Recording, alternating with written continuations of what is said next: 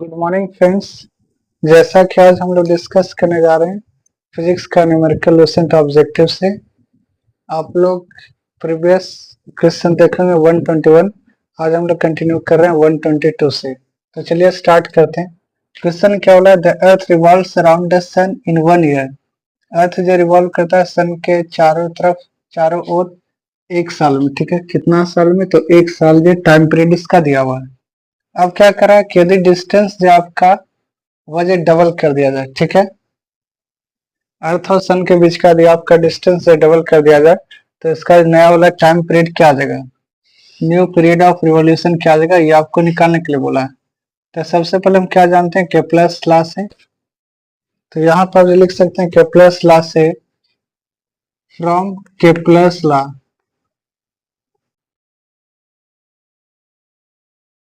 Law. तो Kepler's law क्या कहता है? T square directly proportional to R का क्यूब। ठीक है, यदि ये हमारा ओरिजिनल टाइम पीरियड होगा किसका, जब अर्थ हमारा रिवॉल्व कर रहा है सन के चारों ओर। ठीक है, और इस वक्त जो डिस्टेंस क्या था, मीन डिस्टेंस, तो कैपिटल आर था, तो इसका आर क्यूब के प्रोपोर्शनल हो जाएगा कौन, टी का स्क्वायर। ठीक है, अब यहाँ पे आपके पास क्या हो रहा है कि यदि आपका जो न्यू वाला जो डिस्टेंस है जिसको हम क्या मानते हैं आर डैश, तो आर डैश आपका क्या हो रहा है, ओरिजिनल रेडियस का आपका डबल हो जाएगा। मतलब ओरिजिनल जो डिस्टेंस था कैपिटल आर, इसका क्या हो जाएगा, डबल हो जाएगा। ठीक है, तो इस केस में आपको निकालना क्या, नया वाला टाइम पीरियड, यानी टी डैश का वैल्यू आपसे पूछा है। तो हम क्या जानते हैं केप्लर्स लॉ से, T square directly proportional to R का क्यूब। तो यहाँ पे क्या करना, यहाँ पर ओरिजिनल और बटा में न्यू टाइम पीरियड का स्क्वायर। ठीक है, टीएस का ओरिजिनल वाला और आपका गया न्यू वाला टाइम पीरियड, तो ये दोनों का स्क्वायर का रेशियो क्या आ जाएगा, आपका ओरिजिनल वाला डिस्टेंस का क्यूब बटा में जो न्यू वाला डिस्टेंस है R cube, R dash cube, इसका जो क्या लेना है, रेशियो लेना है। ठीक है, तब आपके पास क्या आ जाएगा, यहां से आपके पास आ जाएगा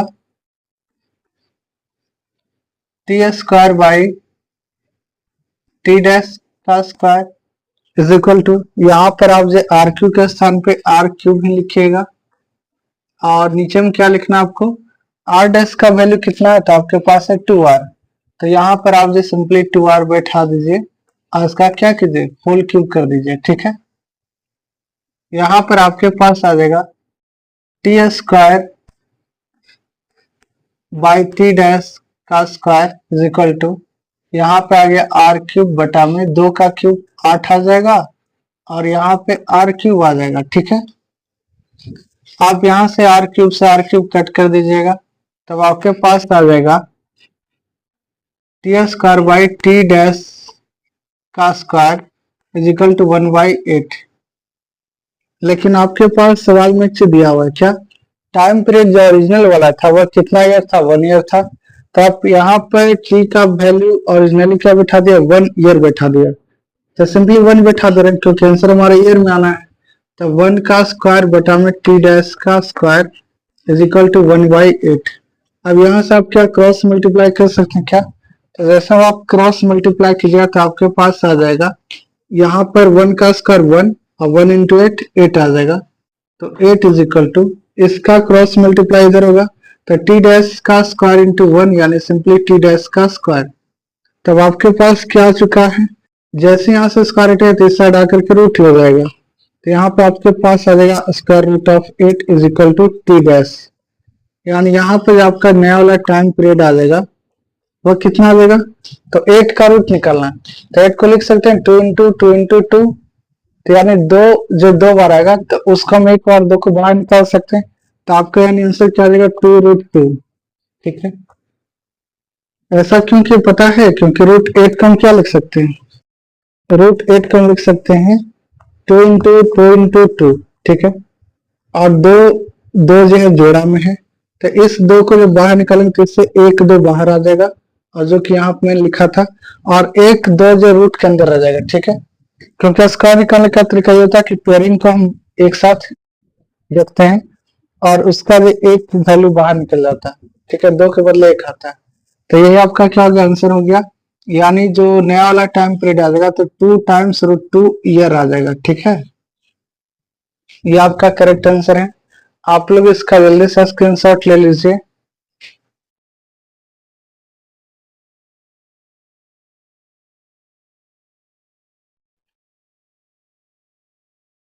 आइए अब हम लोग देखते हैं क्वेश्चन नंबर 123। इसमें आपको क्या बोला है, the escape velocity of a particle of mass in varies as. तो यहाँ पे जो आपको क्या आपको करना है, सिंपली जो है सबसे पहले आपको जो है क्या लिखना है, एस्केप वेलोसिटी का फॉर्मूला। तो हम लोग जानते हैं v बराबर क्या था,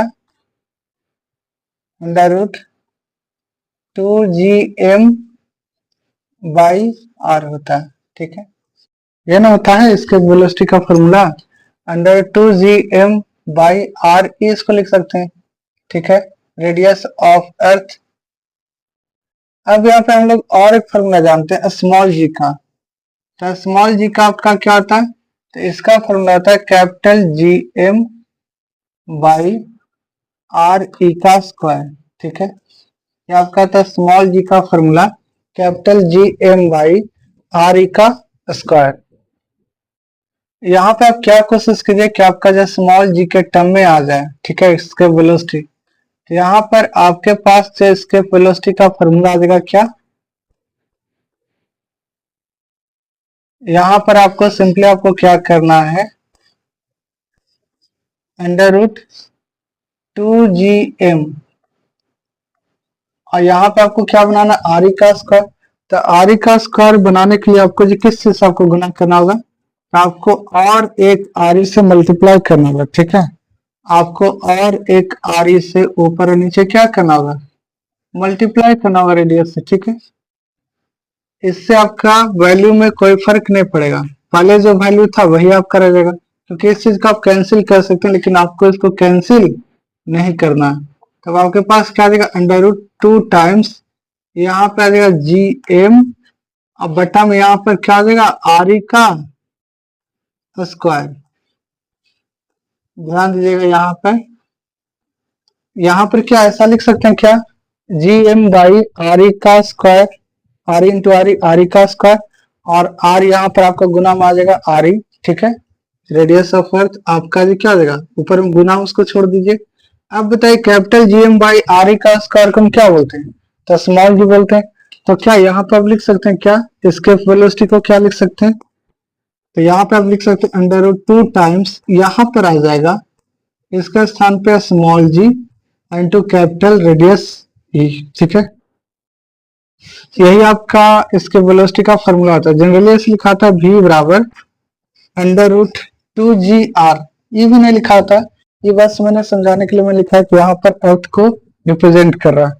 तो यहाँ पर आपका इस फॉर्मूला में देखिए तो आपका कहीं पर मास का कोई जिक्र नहीं, इस फॉर्मूला में आपका एम कहीं पे दिखाई नहीं दे रहा। तो हम यहाँ क्या समझेंगे, इसके गुना में 1 समझ सकते हैं क्या, आप इसके गुना में 1 समझ सकते थे यहाँ पर, इसके जस्ट पहले 1 गुना में। तो 1 को क्या हम लिख सकते हैं, m का पावर 0। आप लोग पढ़ेंगे मैथ में a का पावर 0 क्या होता है, 1 होता है। ये यहाँ पे कुछ हो सकता है, बस a का वैल्यू 0 नहीं होना चाहिए, बाकी a का वैल्यू कुछ हो जाए 0 के अलावे। तो हर एक केस में यहाँ पर इसका जो पावर 0 था वह 1 होता है। तो यहाँ पर हम m तो था नहीं, तो अपना मन से यहाँ पे m मान लिया और m का पावर 0 लिख दिए, इसका मतलब क्या हो गया, यहाँ पर गुना 1 छिपा था।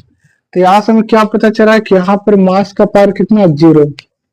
यानी यहाँ पर आपसे सवाल बोला था कि the escape velocity of a particle of mass m varies as, तो मास m से कैसे वेरीज करेगा, तो यहाँ पर एस्केप वेलोसिटी जो आपका जो वेरी करेगा वह मास किससे, तो मास का पावर 0 से। ठीक है, एक्चुअली में यहाँ पर मास से इंडिपेंडेंट है, लेकिन फिर भी यहाँ पर मास के टर्म में आपको रिप्रेजेंट करना थे, आप क्या रिप्रेजेंट कीजिएगा, m का पावर 0 के फॉर्म में इसको रिप्रेजेंट कर सकते हैं, किसको, एस्केप वेलोसिटी को। आई थिंक ये चीज आप लोगों को अच्छे से क्लियर हो पाएगा। आप लोग इसका जल्दी से स्क्रीनशॉट ले लीजिए। ठीक है।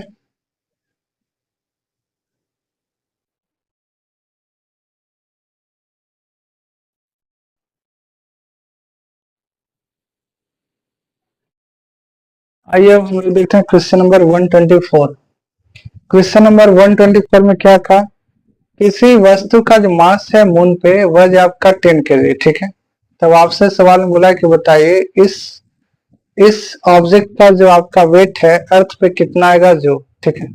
तो सबसे पहले हमें पता होना चाहिए कि जो मून पे जो एक्सेलरेशन ड्यू टू ग्रेविटी होता है, किस पे, मून पे स्मॉल जी का जो वैल्यू होता है वह क्या होता है, अर्थ के स्मॉल जी का छठा भाग होता है, ठीक है। अर्थ पर जो आपका एक्सेलरेशन ड्यू टू ग्रेविटी होता है वह आपका जो स्मॉल जो होता है तो इसका छठा भाग होता है किस पे, तो मून पे होता है, ठीक है। ये चीज हम लोग को पता है। अब इसके बाद क्या निकालना आपको, तो वेट निकालना है किसका, उस ऑब्जेक्ट का, कहाँ पे, तो अर्थ पे निकालना। तो weight on earth of that object is equal to क्या हो जाएगा, तो यह आपका जो जाएगा 6 टाइम्स किसका, weight of that object on moon, ठीक है। ऐसा हम लोग क्या लोग जानते थे, यहाँ से हम लोग सिंपली लिख सकते थे क्या, कि weight on moon is equal to weight on earth का ये कितना भाग, छठा भाग होता है। तो यहाँ से क्रॉस मल्टीप्लाई कर लीजिए तो आपके पास क्या आ जाएगा, 6 टाइम्स आ जाएगा।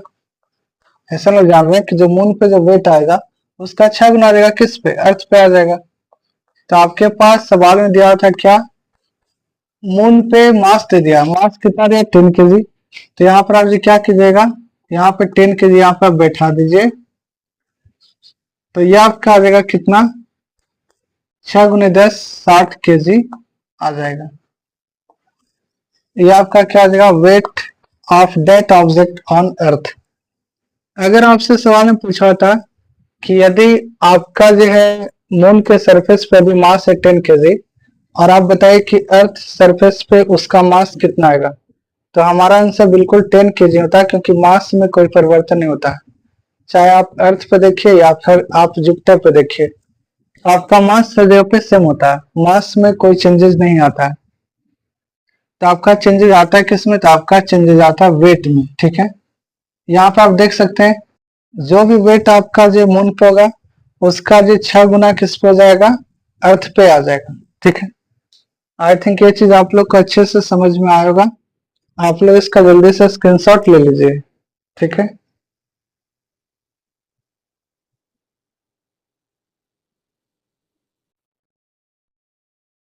आइए अब हम लोग देखते हैं क्वेश्चन नंबर 126। तो इसमें जो है सबसे पहले हमको क्या पता होना चाहिए, तो एस्केप वेलोसिटी का फॉर्मूला, ठीक है। तो एस्केप वेलोसिटी का फॉर्मूला क्या होता है, तो आपका था two G M by capital R. ये जो आपका था एस्केप वेलोसिटी का फॉर्मूला, √2gm/r। ये हमने प्रीवियस क्वेश्चन में डिस्कस किया है, ठीक है। अब यहाँ पे सबसे पहले देखिए क्या क्या बोला है, तो मास जो मून का वजह क्या, 1/81 हिस्सा है किसका, तो 1/81 गुना है अर्थ के मास के, ठीक है। और साथ में बोला है कि इस जो मून का जो रेडियस है वह क्या हो रहा है, 1/4 गुना है अर्थ के रेडियस के, ठीक है। तो सबसे पहले यहाँ पे हम क्या मानते हैं, मास ऑफ मून, सॉरी यहाँ पे मान लेते हैं क्या, मास ऑफ मून, ठीक है। मास ऑफ मून ये आपका क्या है, अर्थ के मास के 1/81 गुना, तो 1/81 गुना किसका, तो यहाँ पर मास और ये किसका, अर्थ का। यहाँ पर कैपिटल एम रिप्रेजेंट कर रहा है मास को, ठीक है, और स्मॉल एम रिप्रेजेंट कर रहा है मून को, और स्मॉल ई रिप्रेजेंट कर रहा है अर्थ को। तो ये जो मून का मास और ये जो अर्थ का मास, ठीक है। तो मून का जो मास आएगा आपका वह जो है अर्थ के मास के 1/81 गुना है। ये आपका कंडीशन में दे दिया है, ठीक है।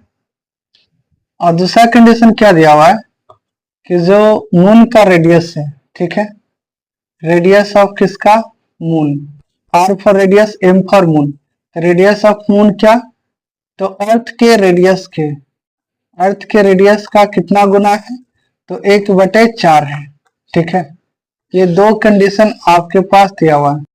पहला क्या कि अर्थ के मास के 1/81 गुना है मून का मास, और दूसरा जो अर्थ का रेडियस है उसका 1/4 गुना कौन है, तो रेडियस ऑफ मून, ठीक है।